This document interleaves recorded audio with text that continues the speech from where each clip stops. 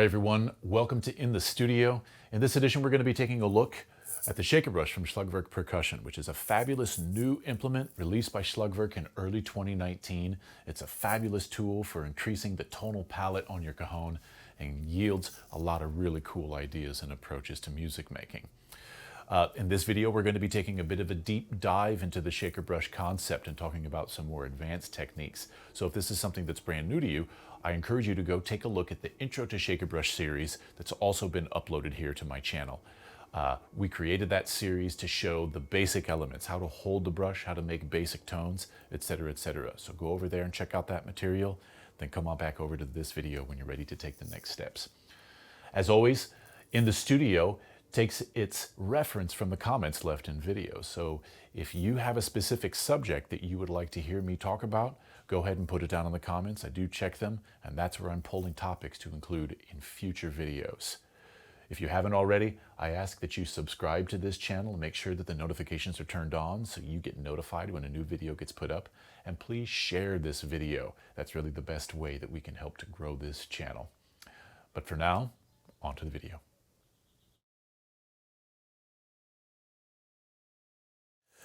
The first place where I start is within the cajon. There's kind of two frameworks of thought. But often the cajon is used as a drum set substitute and doesn't really treat it as a hand drum as much as just an alternate drum set. Really common with acoustic music settings when you're playing with singer-songwriters who accompany themselves on the guitar or on the piano, and they just have one or two other musicians with them. Often, instead of bringing a full drum set, we see a lot of people bringing the cajon along with them as a substitute for that sound, which of course, it's really a great application to that. So within that paradigm, that's where a lot of people are pulling in brushwork. They want to find a more suitable hi-hat type of tone, and that's what the brush can do here, right? So starting within that framework, let's talk about how the shaker brush can be applied. Well, if you guys can see from that angle, I'm coming in at about 45 degrees, and it's just the tip of the brush rake that's coming into contact with the cajon. Now, as you can hear, you're automatically going to get a secondary shake, right? Your job is to use your ears and make sure that that shake is still rhythmic and as clean as you can get that, right? Now, if I change that angle and I come more vertical, here I can manipulate the tone even further. I can get a thicker, raspier sound from the brush rake, but I can minimize the response of the shaker. The steeper the angle gets, you can see now that shaker element is traveling further in the air, and that's going to result in some more action and, of course, some more sound. So this is a great place to start learning how to control the shaker brush.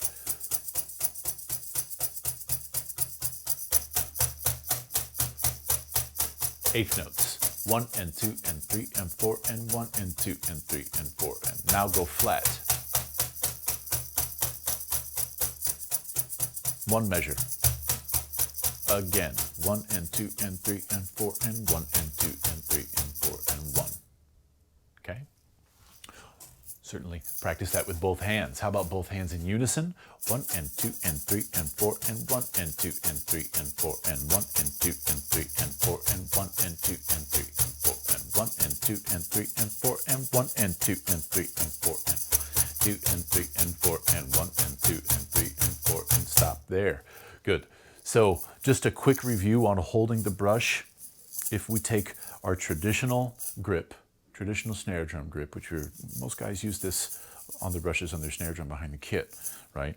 What if I do that in both hands and then I invert that? And what this lets me do is now I've got access to my fingers, and I can manipulate the fingers to control the action of the stick, right? So now I can use forearm, wrist, and fingers. They're right at my disposal, right? Try alternating strokes between the right and left hand. 1 and 2 and 3 and 4 and 1E and a 2E and a 3E and a 4E and a right, right, left, left, right, right, alternate. 1E and a 2E and a 3E and a 4E and a 1 and 2 and 3 and 4 and 1E and a 2E and a 3E and a 4E and a 1 and 2 and 3 and 4 and 1E and a 2E and a 3E and a 4E and a 1. Now for the most part, the effect that we're making is a thicker hi-hat type tone. There's my hi-hat sound, right?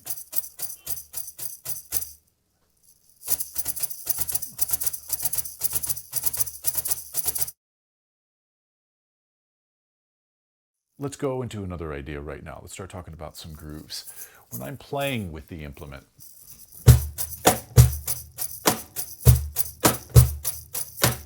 I think more common than any other approach that I take is one brush in one hand and then the other hand open.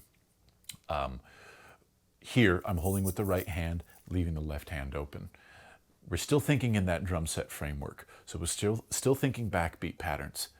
Bass and snare drum with some sort of riding instrument, whether it's a hi-hat or a ride cymbal or sometimes a shaker, right? So we're still thinking within that framework. If I isolate my left hand, very simple backbeat. 1, 2, 3, and 4.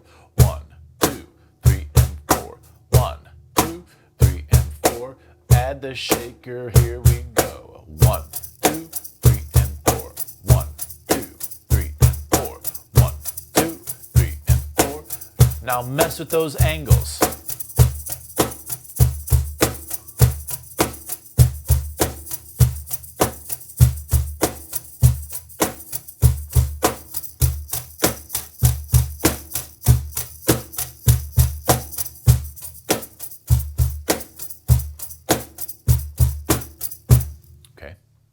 You can see as I changed that angle from very steep, almost vertical, to almost horizontal, I get different behavior out of the shaker brush.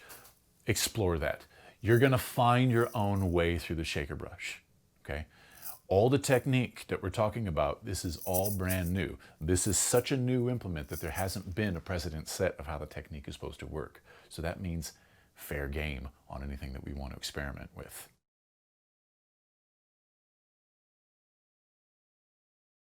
Let's come back to another idea real quick.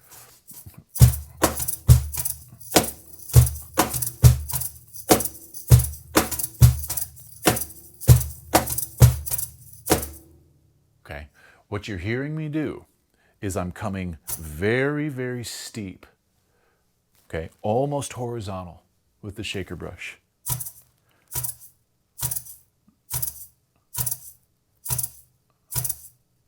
And as I come into contact with the faceplate on the cajon, I continue to push forward with another 3-stroke ruff, okay?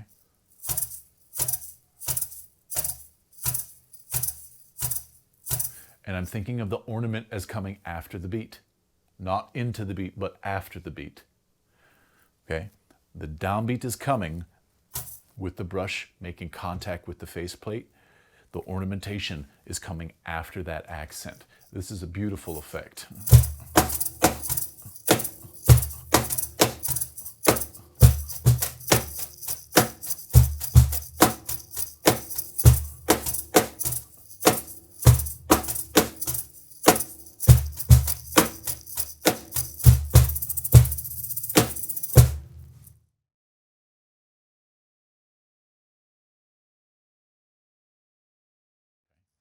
Let's talk about this tremolo a little bit. The tremolo is a little bit tricky, okay? Try not to get stuck in a twitch, all right? We can all twitch really fast, and there's gonna be some twitch element in there, but I want you to keep subdividing, all right? Every tremolo, every roll that I play with that shaker, I am thinking about subdivision. And that's gonna help you keep with the meter. Okay, so don't just do a tension-filled muscular twitch, all right? That being said, you do have to bear down and increase the pressure on the brush handle a little bit. Where I hold the stick makes it conducive to playing this technique as well. So to give you a little bit of a close-up view, all right, where this rubber collar comes into contact with my hand. I'm balancing it on the tip of my cuticle of the ring finger. I come around with the middle finger on the opposite side. So what I get to do now is push back and forth. Push down with the middle, push back up with the ring, okay? My first finger is not doing a lot here. It assists the middle finger, okay? And I have that as deep into my thumb joint as is comfortable. Of course, I could probably try to get it in there a little bit further, but it might be uncomfortable. So I'm gonna, as far in there as I can get that's comfortable, okay? And then practice subdividing.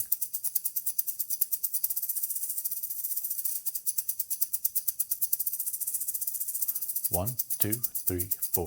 1, 2, 3, 4. 1, 2, 3, 4. 1, 2, 3, 4. Yeah.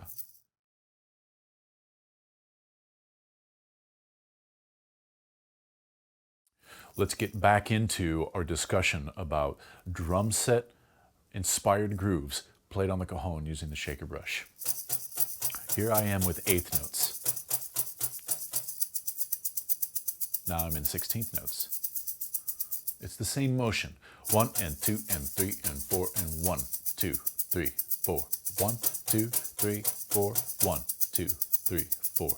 Now to get started, when I move from the 8th notes into the 16th note shake, I give one tap, and that is the downbeat of the 16th note measure. Watch. 1, 2, 3, 4, 1.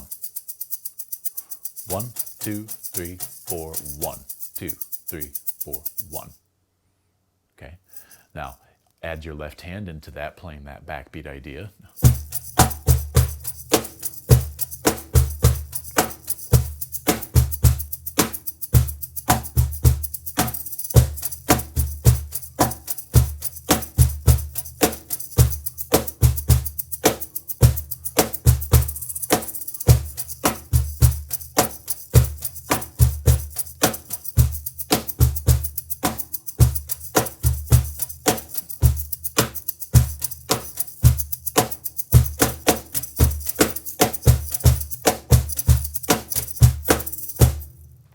That introduces another idea that I'd like to share with you guys.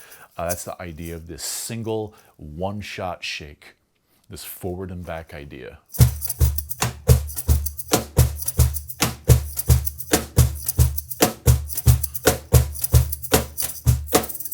And here's where we're going to start to depart a little bit away from that drum set paradigm, okay? Explore in that concept. Work to recreate as many of your favorite grooves that you like to play on the drum set here on the cajon. But here's the thing, the cajon is a hand drum. We don't typically use our feet in this. And I know that there's a lot of pedals and other mechanisms that we can use to then use our feet on the drum, but let's treat it as a hand drum, okay? And we can still use the shaker brush to do that. And this groove, this is a good introduction to move us over now, pushing us a little bit further into the hand drum world.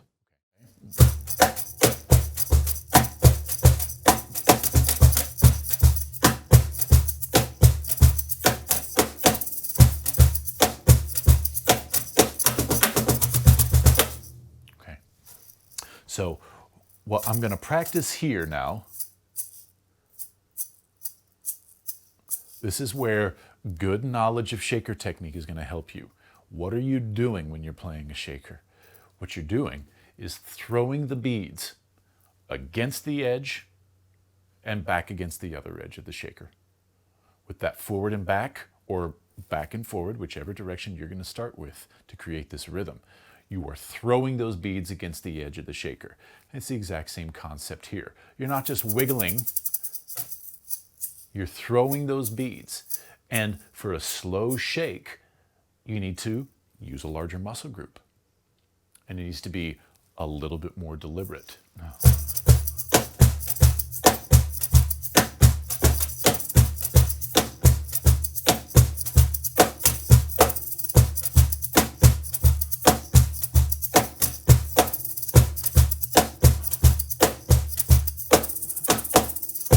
Okay, so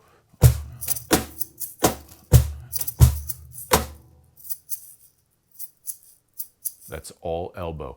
I don't use my wrist barely at all with this stroke. I want to concentrate on using a larger muscle group.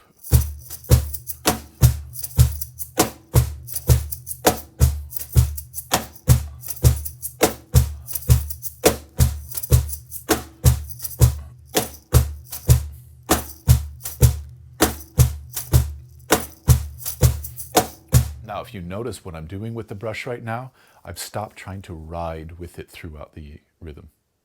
And now I'm integrated more syncopated elements, how the right and the left hand relate to one another, which hand is driving the groove, and which hand is providing ornamentation. This is what I'm talking about when we're moving now closer to a hand drum paradigm rather than a drum set focused one. All right?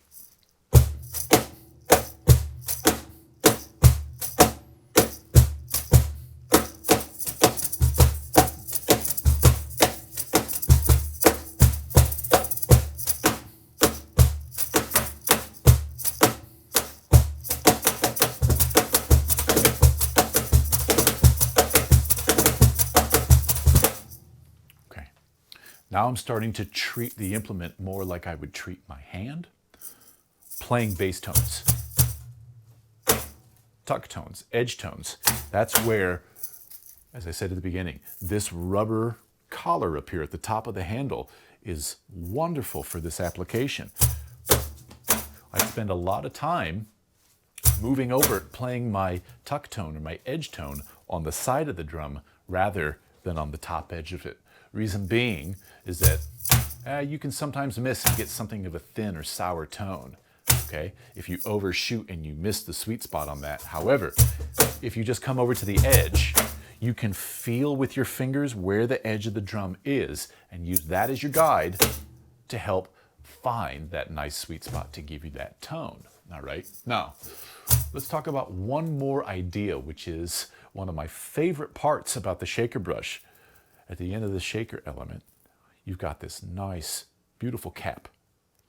And that cap, I can treat this now as a kashishi. And as I throw those beads, I can throw them up to the top of the shaker and get a very distinct timbre out of this that's different from the shaker itself. So I can even just isolate this as a shaker.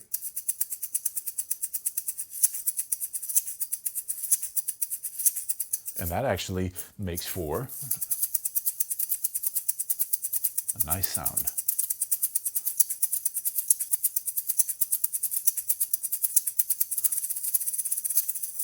Okay, so now back to our grooves.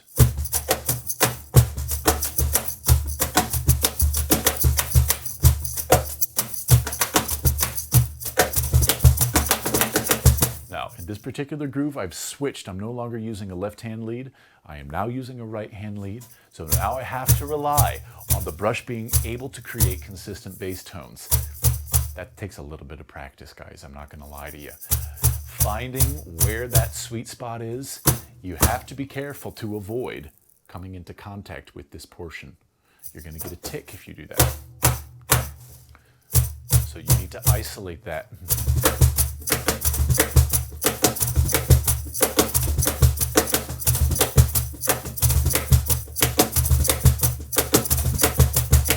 With that right hand lead now.